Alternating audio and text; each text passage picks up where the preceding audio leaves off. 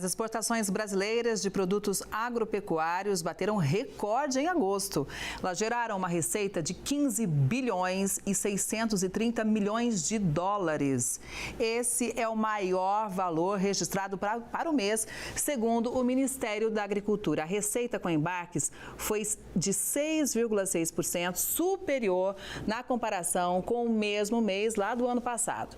As exportações do agro correspondem, anota aí, a 50,4% do comercializado pelo Brasil no mês.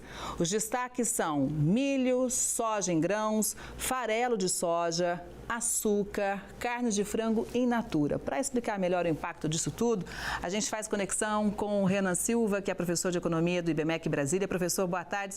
Seja sempre muito bem-vindo ao Conexão. Primeiro, vamos explicar para todo mundo, vamos lembrar essa questão do superávit. Quando a gente fala que vai ter um superávit, significa que a gente está exportando mais do que importando. É isso? Boa tarde.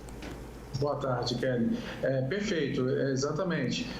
E no caso, agora no caso de agosto, as exportações chegaram a crescer 6%, né, mas as importações reduziram 13%. Então, foi uma redução ali dos importados significativo que realmente gerou esse superávit de 15,6 bilhões de dólares, né, e que é um destaque, né, dado que realmente o agronegócio pesa muito na pasta de exportações, chega a pesar 50,4% do total, e isso se deve principalmente realmente à super safra, né, que o Brasil vem apresentando desde o início do ano também, e também a queda do preço das commodities lá internacional, o que faz com que aumente a demanda, né, quer dizer, as pessoas voltando a consumir, principalmente ali saindo, né, desse período pós-pandêmico. Então, realmente, devido a questões ligadas à segurança alimentar, você tem ali uma retomada forte da demanda, né?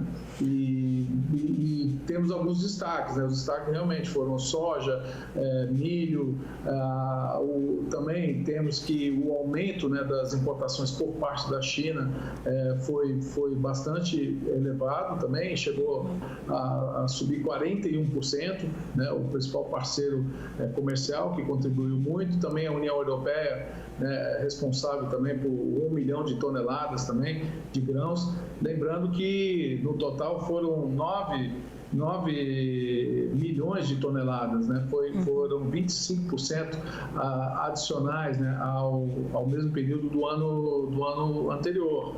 Então, realmente é um resultado bastante surpreendente, tá? Contribuindo aí para a nossa balança comercial. Professor, o Brasil já é maior exportador de soja. Recentemente, a gente também está lá no topo do milho e, em breve, deve ser também maior exportador de algodão. Quero puxar um pouquinho pela história. No passado, a gente importava carne e hoje também somos líderes mundiais de exportação de carne bovina e de carne de frango também. Na opinião do senhor, são nos momentos de reorganização mundial que o Brasil está sabendo se posicionar? Porque a gente tem a questão da guerra da Ucrânia e a gente lembra quando estourou a guerra, a gente sabe todo mundo da importância da Ucrânia e da Rússia para vários produtos agrícolas, e o Brasil vem com uma super safra, né? Isso, perfeito. O conflito, né, Rússia e Ucrânia realmente deixa essa lacuna e o Brasil, com terras disponíveis, terras férteis disponíveis, consegue realmente suprir dentro daquelas projeções que tínhamos, né, anos anteriores, que fatalmente isso aconteceria. É claro que a gente tem ali uma preocupação com segurança alimentar desde o final dos anos 70, que acabou direcionando, né, diversos esforços para uma maior competitividade do nosso agro, mecanização, tecnologia, e isso agora surte o efeito justamente quando você tem uma demanda global maior. Também temos ali também impactos climáticos que também acabam contribuindo para esse posicionamento, né, do Brasil, né, em razão da nossa competitividade, mas tudo foi uma programação, né, que chegamos a esse ponto. Mas eu destacaria realmente a organização, a competitividade do Brasil e o fato também de termos realmente condições de expandir a nossa fronteira agrícola, né, ainda com terras férteis ainda disponíveis. Porque a maioria dos setores do agro com que eu converso, falam assim, olha, nosso foco é abastecer primeiro o mercado interno, não falta nada aqui no mercado interno, mas nós brasileiros, professor, muitas vezes falamos assim, aumentou a exportação, vai complicar para a gente, o preço vai ficar mais caro internamente. Isso é verdade? Até que ponto? Afinal de contas, o produto está sendo exportado também gerou emprego e renda, né?